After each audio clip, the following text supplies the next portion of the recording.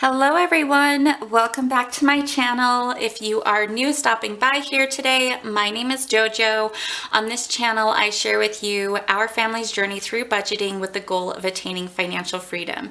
Today's video, I am super excited to share with you guys our quarterly debt and net worth assessment. And this is all debts that we had started with. If you watched my video yesterday, we paid down some more debt, but you probably saw that we only have 2 debts left, you guys. Compared to this horrendous list, we're down to 2. So excited about that. My last debt and net worth assessment was the end of December. Again, this is quarterly, so it's every 3 months. And this is that sheet here. I'll leave a link to that video in an information card if you guys want to check that out to see what we were looking like in December.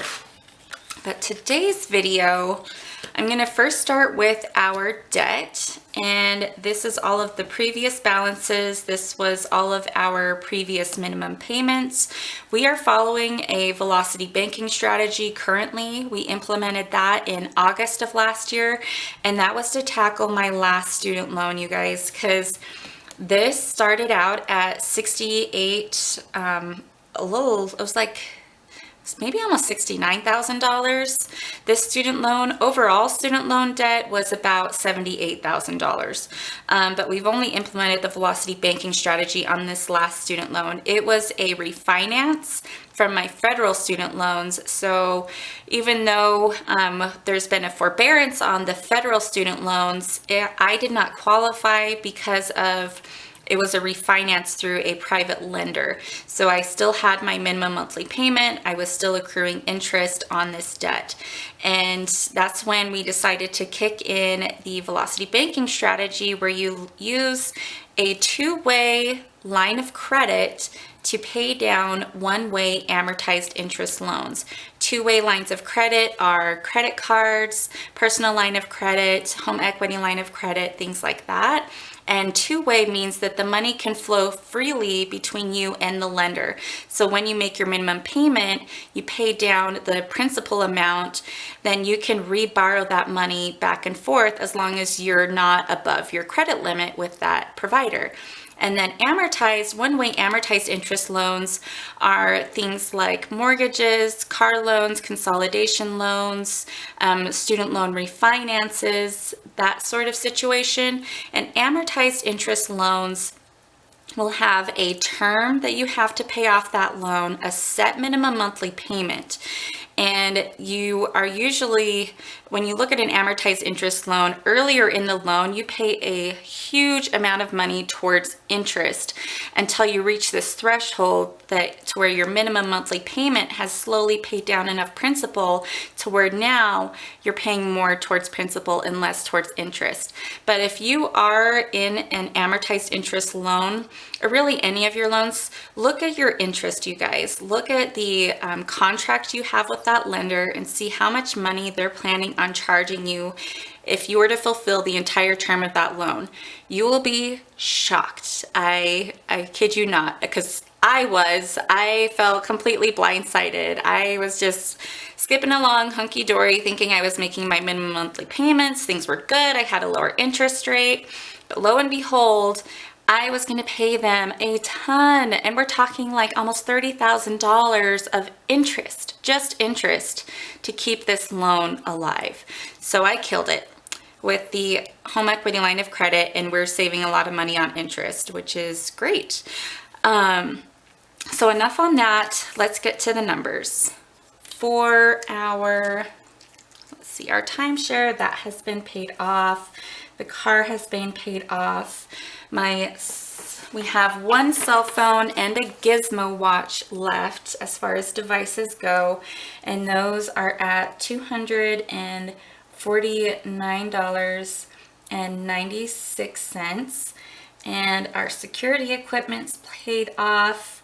Again, you see this, this HELOC we had not kicked it into full gear yet. We were just kind of making chunks of payments at this student loan. So what we had done was transfer everything over to the HELOC. So the HELOC is now at $35,990.79. Student loan 1 has been paid off and student loan 2 is now paid off. Total, what we owe on our last 2 debts is $36,240.75. But now let's look at the fun part of how much we have paid this quarter. So what we will do is take our previous balance minus where we are now. That's awesome. We are making some amazing progress. Let me see what color that was still in blue. Okay. So we have paid $12,259.12. And yeah, we're averaging $12,000. So about $4,000 per month paying down debt, which is so cool. Amount paid total, what we'll do is last quarter it was $54,124.24. So then we'll add this $12,259.12. So we have paid $66,383.36 of debt since starting our journey in February of 2020. That's awesome, you guys. I can't believe that we had that much debt, and I could barely breathe really when I first looked at the number. This is definitely a lot more manageable, but this is amazing. We are beyond 60%. Let's see, where are we actually? How much debt have we paid off? So if we had 66,383.38 plus 36,240.75. So we owed 102,000. Gosh, you guys, look at that number. That is so ugly. Okay, so we have paid 66,383.38 divided by 102, 624.13. We have paid 64.7% of our debt. Whoo, that's so cool. So excited. Okay, next, I want to move down to this net worth table. I'm really excited about this, you guys, because when we originally started, when I first started this channel, when we first started facing our debt, I was just 100% focused on debt. Like, it was all about bringing this number to zero.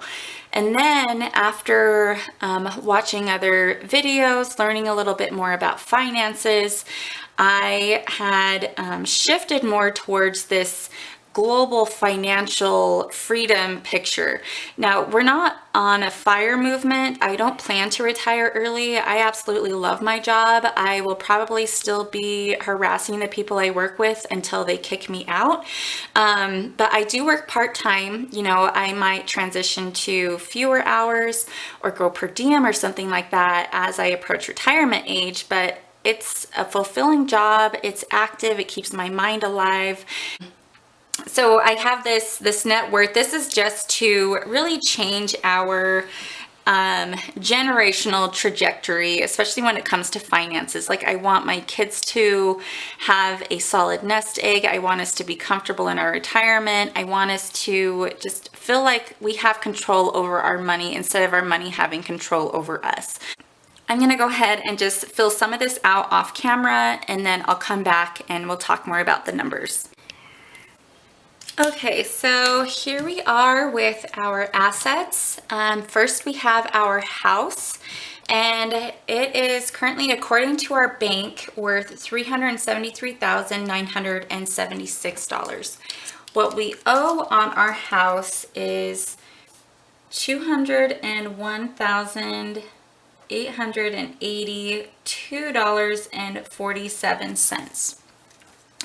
We have a lot of equity in our house, and a lot of this is because we had purchased our house in 2010 when the market was recovering from 2008. It was a short sale. We bought our house mainly for the lot that it was on. It was a very big lot and the bones of the actual house. We bought our house for $143,000, you guys. We got a smoking deal.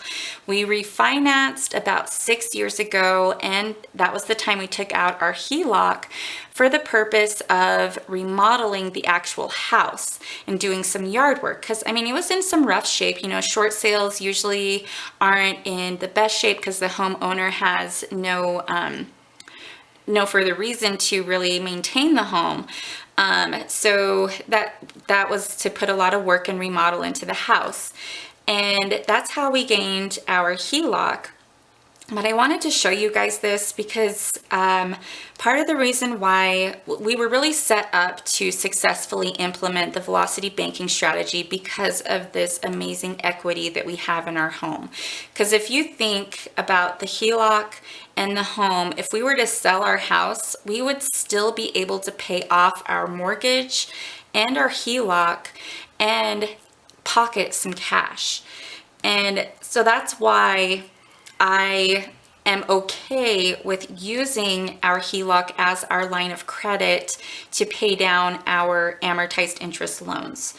So I wanted to really point that out because I feel like if for someone who would be considering the velocity banking strategy, you can easily dig yourself into a hole because it can make it look like you have more cash flow than you do. But you want to make sure that if disaster were to strike, like if we were to have zero income and we needed to get out of all debt, that we could still sell our house and come out on top, or at least even. But you want to make sure that you can still come out on top regardless, if you're kind of implementing a risky strategy like this. So that is our house, and then we have our 2 cars that are paid off. We have a motorhome. We own a timeshare. This is also linked to a clubhouse where we live. And then our investments. Next, this is where we're really starting to focus more on, and they have been doing really well. So they're at $92,576.37. And this is where my mind shift had changed, you guys. So the interest that I'm paying on my HELOC right now is 5%. The percent gains that we've had overall on our investments has been 14%. 14 is obviously a bigger number than 5. So we can make more money by investing than we can by paying off this debt. Really, the debt, me still focusing somewhat on that, is more of an emotional thing for me because I felt so suffocated by the debt for so long that I just want to be freed from it. But you've seen probably, if you've been following for a while, how we've shifted to supplying some additional money towards investments. Really would like for this number to be at 100,000 by the end of the year. I think that we can achieve that goal, but that's where we are with investments, our plan moving forward. Next, let's add these together. Okay, so now we have our totals. I do want to pull in, so our investments is the investments and our sell and our HELOC. Those are really the only two that have been fluctuating much. This bank account, we have 2 savings accounts and a sinking fund. That's kind of where I came up with that $10,000. But I did want to show you guys, so our investments, they have increased by about $12,000 in the last 3 months. So I think we are more than capable of going to being at $100,000 by the end of the year. So that's kind of how that has changed in the last 3 months. And then let's see what our new net worth is. So we'll take our assets minus our liabilities. Okay, this is great. We are making awesome progress. We are at $288,429.15. So our net worth has increased by about $50,000 in the last quarter. So that's amazing, you guys. I am so happy with our progress. And just it really blows my mind to think about where we had started in February. And it really just feels so relieving. It gives me hope for our financial future and for my kids' future, even when we're gone. You know, kind of the legacy, the generations to follow, what we will be leaving for them, and how we can set them up for success as well. But yeah, I hope you all enjoyed this video. If you did, please give it a thumbs up. And if you're enjoying the contents of the channel, please consider subscribing. I'd love to have you follow along with us on this journey as we learn and grow together. And this will be my last video for this week, but I will see you guys back here next week for my weekly check-in. Bye everybody. Have a lovely week.